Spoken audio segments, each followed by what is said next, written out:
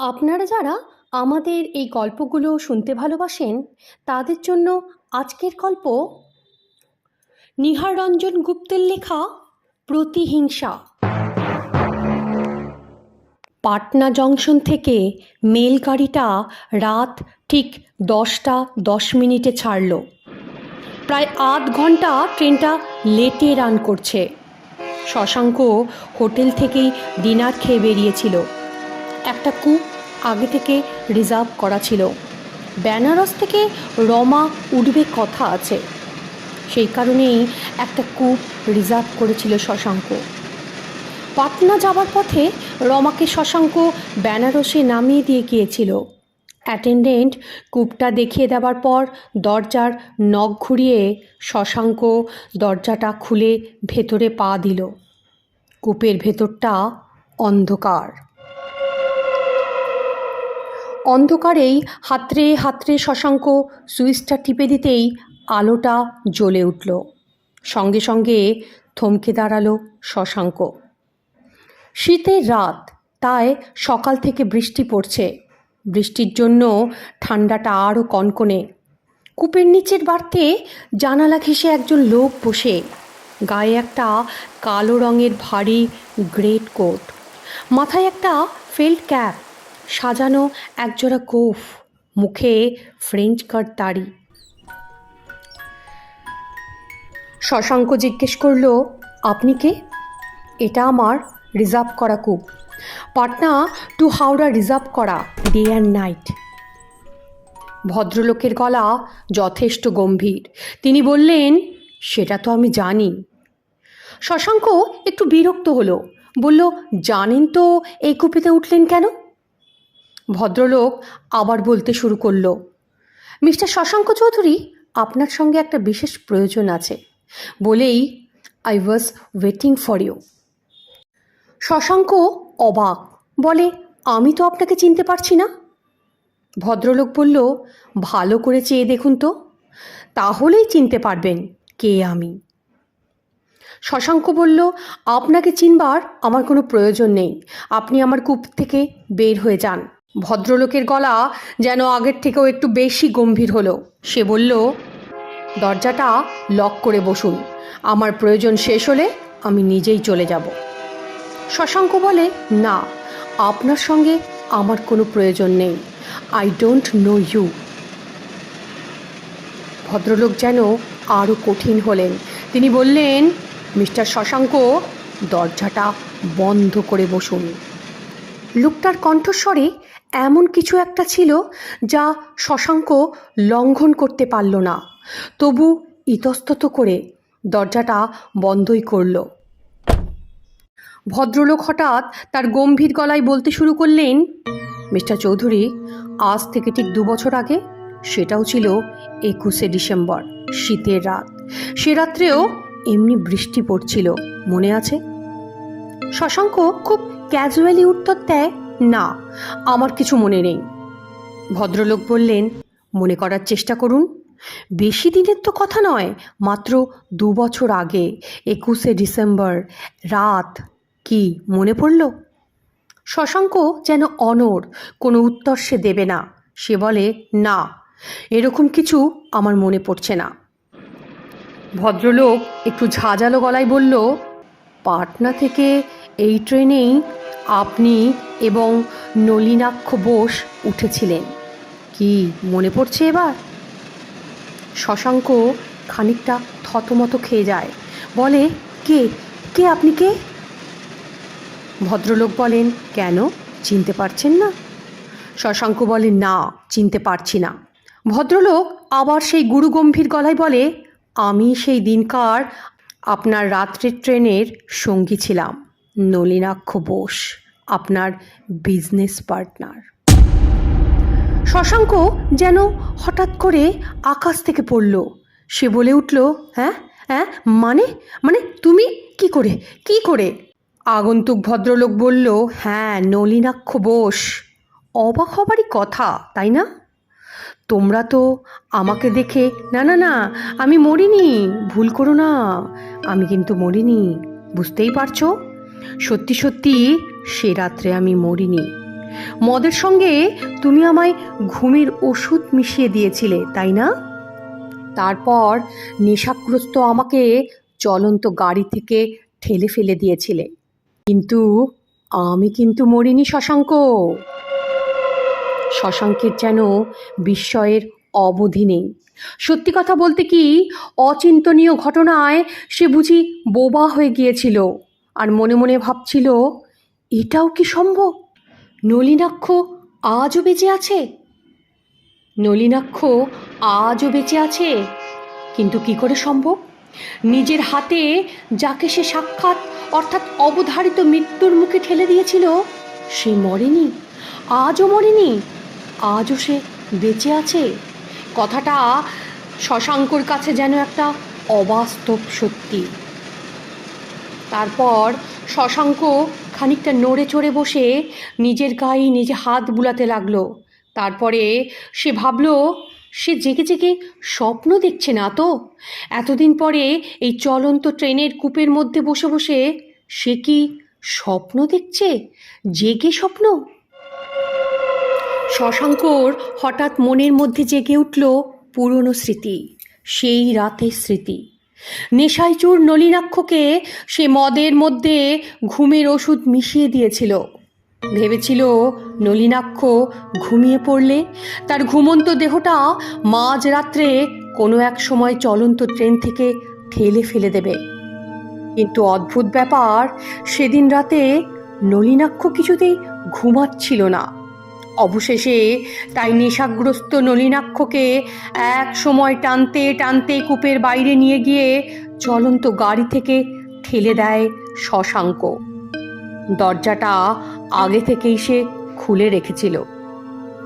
অবশ্য এ কাজে রমাও তাকে সাহায্য করেছিল।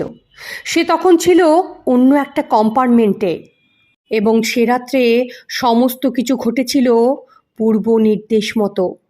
তারই প্ল্যান মতো প্ল্যানটা অনেক আগেই তৈরি করে রাখা ছিল, এবং সেই প্ল্যান মতোই পাটনায় বিজনেস সংক্রান্ত ব্যাপারে নলিনাক্ষকে নিয়ে শশাঙ্ক এক রাতে পাটনা যাত্রা করেছিল। কি ভাবছ শশাঙ্ক চৌধুরী? হঠাৎ করে প্রায় চিৎকার করে বলে ওঠে আগন্তুক ভদ্রলোক, যে জানলার পাশে সিটটা দখল করে বসেছিল। তারপরে সে হাসতে থাকে, বলে, বুঝতে পারছি, নিজের হাত নিজেই কামড়াতে ইচ্ছে করছে, তাই তো? কি শশাঙ্ক, ঠিক বললাম? শশাঙ্ক কোনো জবাব দেয় না। কিন্তু দুঃখ তো তোমার থাকা উচিত নয়। বন্ধুপত্নীকেও তুমি পেয়েছ। হঠাৎ করে আবার চিৎকার করে ওঠে সেই ভদ্রলোক, বলে, তোমরা তো বিবাহও করেছো, তাই না? যাক শোনো, আমি কোনো প্রতিশোধ বা স্পৃহায় আজ তোমার সামনে আসিনি। এবার শশাঙ্ক খানিকটা স্থিত হয়ে বলে, তাহলে এসেছো কেন? ভদ্রলোক বললেন, তোমাদের বিবাহটা সেলিব্রেট করব বলে। শশাঙ্ক অবাক, বলে, সেলিব্রেট করবে মানে? সেই আগন্তুক বলে, করব না? এত বড় একটা ঘটনা, বিবাহের সময় উপস্থিত থাকলে তোমাদের সেদিনই সেলিব্রেট করতাম। শশাঙ্ক বলে, তাই বুঝি? তারপর নলিনাক্ষ হাসতে হাসতে বলে, better late than never. Well my friend, let us forget. Forgive? কি বলো? বলতে বলতে আবার হাসে নলিনাক্ষ। শশাঙ্ক বলে, সেলিব্রেট করবে? তা ভালো, কিন্তু কিভাবে করবে? নলিনাক্ষ বলে, কেন, সে রাত্রের মতো ড্রিঙ্ক করে। শশাঙ্ক অবাক, বলে, ড্রিঙ্ক করে? নলিনাক্ষ বলে, কেন, তোমার কোনো আপত্তি আছে? শশাঙ্ক যেন একটু আশ্বস্ত নিয়ে বলে, না না, আপত্তি থাকবে কেন? নলিনাক্ষ বলে, ওয়েল, তবে লেট আস স্টার্ট। তোমার সঙ্গে নিশ্চয়ই হুইস্কির বোতল আছে? শশাঙ্ক বলে, তা আছে। নলিনাক্ষ বলে, তবে দেরি কেন, বের করো বের করো। শশাঙ্ক নলিনাক্ষের কথাগুলো শুনছে, আর দ্রুত চিন্তার আবর্ত চলছে তার মস্তিষ্কের মধ্যে। সে ভাবছে, এত বড় একটা সুযোগ সে আজ কোনো মতেই হারাবে না। এই সুযোগের সদ্ব্যবহার তাকে করতেই হবে। ভাবতে ভাবতেই সে সুটকেস খুলে একটা হোয়াইট হর্সের বোতল বের করলো আর বার করলো দুটো গ্লাস। বার করতে করতে সে বলে, যাহ, সোডা তো নেই। নলিনাক্ষ বলে, দূর দূর, সোডা কি হবে? শশাঙ্ক বলে, না না, জল আছে, চিন্তা নেই। নলিনাক্ষ আবার হাসতে হাসতে বলে, না হে না, জল নয়, একবারে নিট খাবো, কি বলো? শশাঙ্ক কথাগুলো শুধু শুনল, কোনো উত্তর করল না। সে দুটো গ্লাসে হুইস্কি ঢালল। দুজনেই গ্লাস হাতে নিল, দুজনে মুখোমুখি বসল। শশাঙ্ক বলল, চিয়ার্স। চিয়ার্স বলে দুজনে দুজনার গ্লাসে কিপ করল। ঝড়ের বেগে মেল ট্রেনটা তখন ছুটছে। বাইরে মধ্যরাত্রির শীতটা অন্ধকারে ঢাকা।